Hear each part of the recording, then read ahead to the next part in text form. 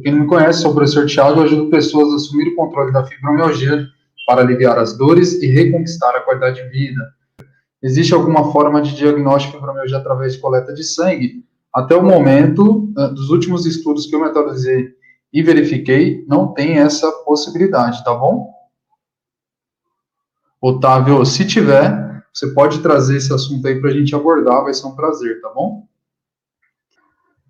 Boa noite, eu tenho fibromialgia, não consigo fazer exercício, dói tudo. Tenho muita fraqueza nas pernas, perdi meu equilíbrio, não sei o que fazer. Quem falou foi a Ana Cruz, ela está acompanhando lá no canal do YouTube.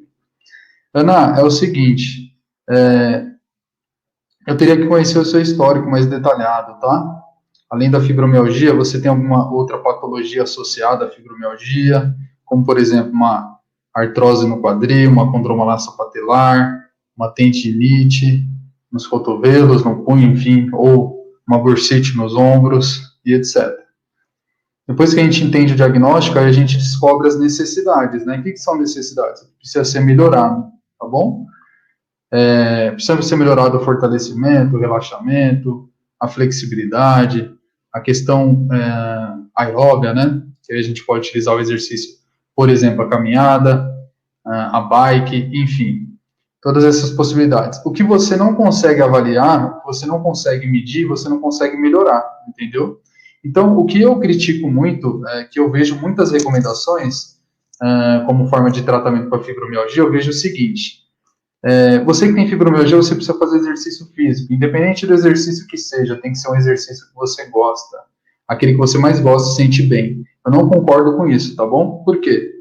Porque se você gosta de um determinado exercício que não condiz com a necessidade que você está passando naquele determinado momento, você não vai ter bons resultados, entendeu? Então, por isso que eu não sou a favor dessa fala que eu escuto falar muito e que eu vejo que muitas pessoas seguem, entendeu? Então, quando você consegue mensurar, você consegue controlar e consegue conduzir de uma forma melhor, tá? Por isso que existe as avaliações físicas. Então, você precisa fazer uma avaliação, entender o contexto geral, o histórico do paciente, cada um tem as suas particularidades, a gente tem que respeitar a realidade de cada pessoa, nem todo mundo vai ter as mesmas condições, nem todo mundo vai ter o acesso para vários tipos de materiais ou de profissionais, enfim. Então, depois que isso é avaliado, aí sim você prescreve uma programação. E é assim que eu trabalho, tá bom? O que eu oriento é que você, se você sempre tentou fazer de uma forma, é que você agora mude, faça de uma outra forma, tá? Não comece por exercícios de fortalecimento logo de cara. Começa com exercícios, por exemplo, de relaxamento, exercícios para melhorar o seu movimento, né, que é a famosa mobilidade articular. E aí, posteriormente, quando você iniciar com os de fortalecimento, começa com volume pequeno. O que é volume? É quantidade. Então, ao invés de você, sei lá, você tinha o costume de fazer, só um exemplo, 45 minutos de exercício, 10 exercícios, faz metade, entendeu? Diminui o volume, diminui a intensidade, o nível de dificuldade. Eu não sei se é alguém que monta para você ou se é você mesma que faz aí, seguindo alguma recomendação. Mas todo esse contexto geral tem que ser levado em consideração, tá? E essa é a minha dica que eu passo para você. Quem perguntou aqui, ó, deixa eu selecionar, Ana Cruz, ela que perguntou. Um grande abraço para você, Ana, obrigado pela participação. Sinto muitas dores nas pernas e no quadril, Elizabeth Nunes, é uma reclamação, né? Questionamento aí de muitas pessoas, realmente sente isso. Tenho fibromialgia, agora me surgiu bursite e tendinite no ombro ao mesmo tempo. Será que tem a ver com a fibromialgia? Não é a fibromialgia que traz como consequência a bursite e a tendinite, tá? É da fibromialgia? Não. É a inatividade, a má postura, movimentos repetitivos, tudo isso colabora para que você tenha, né, para que você tenha essa bursite ou essa tendinite, entendeu? Então, é o contexto geral. Porque quando você tem fibromialgia, geralmente as pessoas fazem o quê? Ficam sedentárias. Por quê? Porque tem medo, tem receio, né, de fazer exercício físico, com medo de ficar com mais dor, entendeu? Então, ela fica sedentária. Se ela já tem um histórico que trabalha numa metalúrgica, em qualquer lugar, num caixa, em algum lugar que faz muito movimento repetitivo, até mesmo na área administrativa, que ela digita muito, que ela usa muito os punhos da mão, enfim, ou um ambiente que ela passa muito estresse, né? Ou ela teve uma perda ali na família, que foi algo que abalou ela muito forte emocionalmente, e aí, juntando tudo isso, ela entra nesse quadro que eu te falei, da fibromialgia, que é o diagnóstico principal, e aí junta isso com as outras questões, que é a má postura, a inatividade, movimentos repetitivos, etc. E aí você tem como consequência, depois de ter o diagnóstico da fibromialgia, as coisas pioram nesse sentido, né? Geralmente isso acaba acontecendo, não é uma regra para todo mundo, tá? Só estou dando um exemplo. E aí o que pode acontecer é você ter a bursite e a tendinite, tá? Bursite, você é na bursa da sua articulação, você tem aquela inflamação. A tendinite acaba sendo, tudo que é it é inflamação. Então, tendinite tende, de tendões, tá? Então, inflamação nessa região. E a outra é na bursa. Eu acabo tentando falar de uma forma mais simples para vocês, porque se entrar na explicação técnica fica muito confuso. Até mesmo dessa forma simples, talvez confunde um pouco, mas espero que vocês tenham entendido. Tá, Dene? Então, resumindo, depois de explicar tanto, pode ser o reflexo dos acontecimentos da fibromialgia, mas não a síndrome da fibromialgia em si, que fez gerar essa sua bursite tendinite, entendeu? Não é tipo uma consequência da própria síndrome da fibromialgia. Tipo assim, todo mundo tem fibromialgia, vai ter bursite tendinite. É isso que eu quero dizer. Não é isso, tá? É a consequência dos acontecimentos que vão ocorrendo ali na sua vida, tá? E aí pode trazer isso, que são os exemplos que eu dei. Movimento repetitivo, inatividade, má postura e etc. Que quem colabora com esse acontecimento é a própria síndrome da fibromialgia. Verdade, professor, eu adoro natação, mas não consigo fazer porque meus braços e ombros ficam muito doloridos depois da aula. Não consigo manter a constância na academia. Olha só o depoimento da Michele Cabral. Ela concordou, né, com isso que eu falei. Por quê? Porque a natação, ela tem uma característica global. Você não consegue escolher um grupo muscular. Obrigado, pessoal Berusca, que confirmou aí que tá bom o áudio. Muito obrigado por me ajudar. Regis Matsumoto. A natação, ela tem uma característica global, né? Então, você faz um trabalho do corpo todo. Não tem como você isolar apenas uma região. Mesmo que você trabalhe, por exemplo, só membros superiores, você acaba trabalhando a articulação do braço, de uma forma geral, a articulação do cotovelo, o core, que é a região central do nosso corpo, e o pescoço, entendeu? Então, basicamente, se você usar um suporte ali nas suas pernas para boiar, para a perna ficar boiando, não movimentar a perna, focar somente em superiores, você vai estar ativando o core, você tem que ativar, não tem jeito, os braços, cotovelo, cabeça, entendeu? E não é algo tão controlado, como, por exemplo, um exercício com elástico, um exercício resistido, que se chama, né? Que é o tradicional exercício de academia. Mas a academia é um setor de uma empresa, entendeu? É um setor que tem máquinas e acessórios e equipamentos. Não precisa ser necessariamente na academia, pode ser na sua casa, tá? Porque a pessoa fala assim, então eu tenho que fazer academia, professor. Não é isso. A academia é um espaço ali que tem os acessórios e equipamentos. A sala de musculação, por exemplo, entendeu? Então, por que eu falo que esse tipo de prática não é tão adequada? Natação, hidroginástica, pilates, crossfit, zumba, sei lá. Aulas coletivas de uma forma geral. Por conta disso, você não vai trabalhar o que é a sua necessidade, entendeu? De forma individual, entendeu? Por isso que o meu método, a gente consegue ter muitos bons resultados, né? Além de ser algo bem específico, eu estudo somente isso, e aplico uma metodologia que eu criei ali, que eu testei comigo, primeiramente, né, porque eu tenho fibromialgia. Eu fui buscar todos os tipos de estudos mais recentes e práticas, tanto dentro do Brasil quanto fora do Brasil, e aí coloquei dentro de uma caixinha, criei esse método, apliquei, funcionou para mim, e comecei a ver se não era coincidência, né? Será que é só comigo? Não, vou aplicar com outras pessoas diferentes, mulheres, pessoas mais novas, mais velhas, um peso mais elevado, menos elevado, enfim. E os resultados são muito parecidos, entendeu? Bons resultados. Por quê? Porque é algo específico. Uma coisa é você ir num clínico geral, outra coisa é você ir num ortopedista especialista em ombro, por exemplo, entendeu? O especialista em ombro, ele só fala daquele assunto, ele só estuda aquele assunto, ele conhece técnicas que vão auxiliar o trabalho daquele assunto específico. Agora, já o clínico, não, ele conhece um pouco de tudo, mas de uma forma meio que superficial, entendeu? Quando ele não consegue atuar 100% com aquela condição, o que ele vai fazer? Ele vai indicar para o clínico. Por exemplo, você chega no clínico geral, ele acha suspeita que você tem fibromialgia, para quem que provavelmente ele vai indicar você?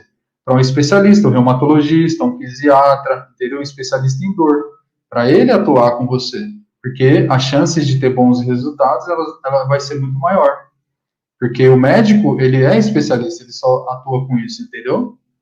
Então, basicamente é isso. A natação, se você vê de 10 alunos que tentam, um vai ter resultado se tiver muita sorte, entendeu? Então, é difícil você ter bom resultado fazendo essas outras práticas. Ah, professor, qual que você mais orienta? A que eu oriento seria a musculação, e a musculação a gente consegue controlar mais, né? Só que assim, tem que ver também quem é que está no comando do barco, entendeu? É uma jornada. Você vai entrar num barco, você quer ir para um destino.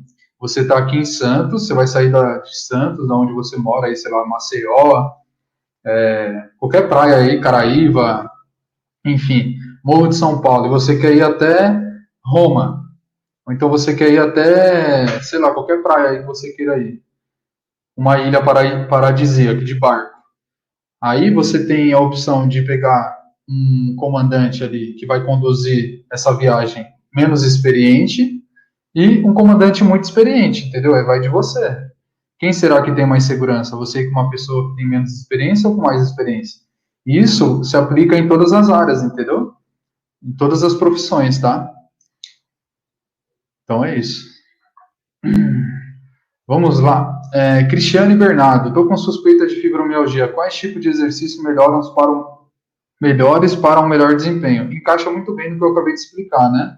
Não tem um único específico exercício, ou um grupo de exercício, é o contexto geral. Entender qual é a sua necessidade, como que está o seu condicionamento atual. Você está no ponto A, você quer ir até o ponto B. Quais são as estratégias que devem ser utilizadas com melhor indicação para você? Aí o profissional tem que avaliar e conduzir você, entendeu? E aí vai da experiência, né, e conhecimento do profissional. Se você tiver confiança, enfim, indicação e etc. Dábia N.I. Costa, muito obrigado pela participação. Olá, Thiago, estou numa crise forte da fibro e ela está me atacando. Meus órgãos doem muito para respirar. Tem uma forma melhor para poder respirar, para não doer tanto? Boa noite. Isso é algo bem específico, né? Você sentir a dificuldade para respirar já é um sinal de que o seu corpo está bem sensível, né? E entra a parte do diafragma, se for o caso, não sei, teria que te avaliar com mais detalhe, né? Essas informações são relevantes, mas são poucas, então eu sugiro que você procure a ajuda de um profissional para poder te acompanhar de forma personalizada, de forma individual, tá? Porque se eu falar aqui para você, vai ser muito superficial, entendeu? Para você, nesse caso, que está bem sensível mesmo, teria que ser algo mais específico, entendeu? Para você te entender melhor, avaliar e aí montar uma programação. Mas você provavelmente vai ter que fazer um trabalho de respiração para melhorar aí essa sua respiração junto com o relaxamento. O relaxamento, a gente tem a estratégia de soltura miofascial, que é a massagem, né? Tem várias ferramentas que dá para utilizar. Quando eu falo ferramentas, são acessórios, como rolo de soltura, bolinha de soltura, bastão de massagem, tem o TENS, não, TENS aí não entra, né? Mas tem vários outros, tá? Que tanto profissionais podem aplicar, como você mesma consegue fazer em você. Essas são as estratégias. E as outras são respiratórias. E geralmente quem utiliza mais é o pessoal da fisioterapia. Uma reabilitação respiratória, tá? Se for o caso. Fortalecimento aí do diafragma, que é um músculo respiratório, né?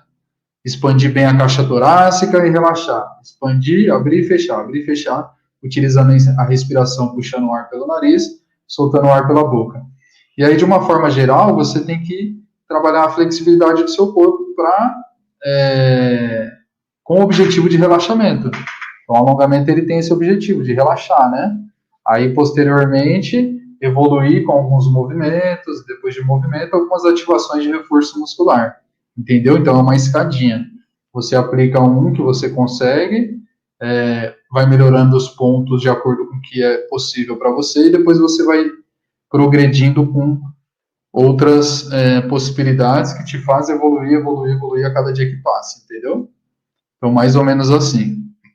Por exemplo, não adianta você querer começar com reforço muscular se o seu corpo está muito tenso, muito rígido, entendeu? Se você fizer isso e não relaxa o seu corpo antes, não faz o preparo da respiração, por exemplo, que é algo tão simples, mas que para você está sendo muito difícil, para você está tendo muita dificuldade, se você faz um outro exercício, como eu dei de exemplo, de reforço muscular, você pode sobrecarregar mais o seu corpo e ficar com mais dor, você vai estressar ainda mais o seu corpo, entendeu? Então não adianta. Porque para fazer um exercício de reforço muscular, você vai ficar bastante ofegante, vai exigir muito da sua respiração. E aí essa questão respiratória pode fazer com que você sinta mais dor, que você já está sensível para respirar naturalmente, né? Sem fazer nenhuma prática de exercício físico nem atividade física, entendeu? Olha só, ela complementou aqui a mensagem, falou: já estou há quase um mês e tomei medicamentos e fico tratamento e os exames, mas voltou novamente, estou sofrendo muito. Então, é basicamente isso. É a Dabiane Costa, se eu não me engano. Está atacando meus órgãos, dói muito. Então, a cada dia que passa, né, se você não cuidar, se você não melhorar as funções físicas do seu corpo, de uma forma geral, a tendência é você regredir a cada dia que passa, entendeu? O corpo ficar mais sensível ainda. Então, por isso que você tem que praticar, porque você vai blindar o seu corpo. Você vai lutar contra como se fosse envelhecimento corporal, vamos dizer assim, entendeu? Você tem que lutar contra isso. Você tem que preparar o seu corpo e deixar ele mais preparado para as atividades simples do dia a dia. Um simples respirar, um simples tomar um banho, colocar uma roupa, lavar uma louça, né, fazer as atividades diárias. É bem complexo mesmo, não é tão simples, tá? Por isso que eu não posso te dar uma solução aqui, teria que avaliar mais detalhado. Bert, eu tenho fibromialgia e desgaste da coluna por conta disso, tenho formigamento nas pernas, estou engordando, que exercício você me recomenda? Você falou que tem um desgaste da coluna, por conta disso tem um formigamento nas pernas, então provavelmente deve ter alguma hernia de disco, uma protusão discal, que está pensando em alguma inervação, essa inervação faz irradiar para suas pernas. Unira, seria isso o caso? Se for isso, o que você tem que fazer? É o processo que eu sempre falo, né? Por exemplo, trabalhar relaxamento inicialmente, melhora da flexibilidade, porque aí automaticamente vai melhorar a sua postura, fortalecer os músculos mais profundos da sua coluna, porque os músculos profundos estabilizadores, eles protegem a nossa coluna, tá? Tanto a coluna cervical, quanto a torácica e a lombar. Se você não tem os músculos da parte interna do corpo forte, você deixa a sua coluna vulnerável, entendeu? Então, toda a sobrecarga, todo o impacto que a coluna recebe, peso, você está sobrepeso, vai aumentar ainda mais a compressão na sua coluna, entendeu? Então, por exemplo, aqui está a sua coluna, ó. Aí o peso vem, aqui é a cabeça, aqui no meu cotovelo, ó. O peso vai de cima para baixo, entendeu? A ação da gravidade está empurrando a gente a todo momento aqui, ó, para baixo. Então, se você não tem esses músculos fortes, você vai ter uma má postura, vai ficar todo arredondado, e a tendência é que você aumente ainda, a cada dia que passa, a compressão na sua coluna. E aí essa compressão, ela vai gerando o quê? Inflamação, vai gerando dor, e etc. Tá? Então tem que cuidar disso. Tem que cuidar disso. E aí, equilibrar esse cuidado do relaxamento, reforço muscular com a alimentação. Porque é uma balança. Se você comer mais do que você está gastando, você vai engordar, entendeu? Então, ou você tem que comer a mesma quantidade do que você gasta, porque aí fica empatado, ou você tem que comer menos do que você gasta. Então, seu gasto calórico ele tem que ser maior do que o seu consumo, entendeu? Geralmente, quando a gente fica com dor, inatividade, o nosso gasto calórico basal, que se chama, é uma quantidade de calorias que você precisa para poder fazer com que os órgãos funcionem, para poder sobreviver, né? Por exemplo, o coração, ele fica fazendo a contração involuntária, a respiração, a mesma coisa. A gente não fica pensando, respira, relaxa, respira, inspira, inspira, expira. A gente não fica pensando em fazer isso. O próprio corpo, ele faz sozinho, automático. Então, para isso acontecer, a gente está demandando energia. E aí, essa energia chama gasto calórico basal, que acaba ocorrendo no seu corpo, entendeu? Então, por exemplo, vamos supor que você precise de mil você tenha 1.000 de gasto calórico basal aí diário. Você precisa 1.000 calorias para poder funcionar os órgãos, falar, ouvir, enxergar, se movimentar e etc. Respirar, enfim. Se você estiver consumindo 1.300 calorias, tem 300 de saldo, entendeu? Para onde que vai esses 300? Ele entra como reserva energética. O que é reserva energética no nosso corpo? É a gordura. Ela vira lipídio. Uma parte vai para as fezes, uma parte vai para a urina, mas nem tudo. O corpo ele reserva um pouco. E aí você acaba engordando aos poucos, entendeu? Então tem que tomar cuidado com isso, alinhar tudo isso, tá? Não é tão simples quanto parece, como eu estou falando, mas o caminho é mais ou menos esse, tá? Essa é a direção. Olhando aqui para baixo para ver. Tenho muita dor nos ombros, subindo para o pescoço. Acordo com minhas mãos inchadas, dolorida, avermelhada e dores na lombar. Essa dor no seu ombro pode ser provavelmente o seu trapézio deve estar muito travado. Você provavelmente está com contratura muscular. A contratura ela entra mais nos músculos mais profundos. É quando aquele músculo está travadão e está por muito tempo. Já virou crônico, entendeu? Mais ou menos isso. Nódulo muscular, que parece que tem aquelas. Se você apertar aqui o seu trapézio, a musculatura do pescoço, você vai sentir que tem umas bolotas, assim, parece umas bolas, né? É como se fosse uns nozinhos que dá mesmo na sua musculatura. E umas bolinhas, bem no músculo. E aí você vai apertando, você vê que esses pontos que tem esses nódulos, ele é mais dolorido, muito mais rígido e sensível, você sente muita dor, né? Esse é um dos acontecimentos. Subindo para o pescoço, acordo com minha mão. A mão inchada, dolorida, avermelhada e dores na lombar, aí você pode possivelmente ter alguma alteração na cervical. Então, se você for no ortopedista, provavelmente ele vai pedir um exame de imagem para você. Um raio-x, se ele não conseguir identificar nenhuma alteração, ele vai pedir uma ressonância magnética. Porque a ressonância ela vai ver de uma forma mais profunda, tá? Algo que no raio-x não dá para visualizar. Então, verificar se tem alguma fissura, se tem alguma desidratação, protusão discal, uma hernia de disco, lá na região da sua coluna cervical. Se isso estiver ocorrendo, aí é a mesma coisa que eu falei da nossa colega anterior, que ela falou que tinha dor, formigamento nas pernas, né? Por exemplo, a hernia de disco é uma hernia que envolve ali o seu disco, quando ela rompe, tem um líquido ali dentro, esse líquido ele vai para fora, e aí ele pinça o nervo. Aí quando ele pinça esse nervo, ele manda um sinal de dor para você, gera inflamação e etc. Então, se isso acontece aqui na cervical, você vai sentir tanto a dor local, quanto a dor do nervo que irradia para baixo, que ele vai lá para baixo. E aí você sente esses sintomas que você me falou, da mão inchada, dolorida, avermelhada, dores na lombar. Mão inchada pode ser também uma questão de um problema agora deu um branco. Um problema de agora deu um branco, hein, pessoal? Circulação, tá? Então pode ser um problema de circulação. Aí você tem que avaliar o contexto geral. Não sei se você já fez exames, como que tá. O médico tem que verificar como que está a sua circulação. Não sei se você já fez exame, provavelmente, se for necessário, ele vai pedir um Doppler para você, tá? Para ver como está toda essa sua questão em particular. Então é isso. Agora a dor na lombar já é algo que é mais isolado dessa região superior que você falou, do ombro, do pescoço, tá? E das mãos, né? Mãos, ombro, pescoço, parte superior do corpo, tronco para cima. Agora a região lombar aí já é mais isolada, faz parte de membro superior, porque está no tronco, né?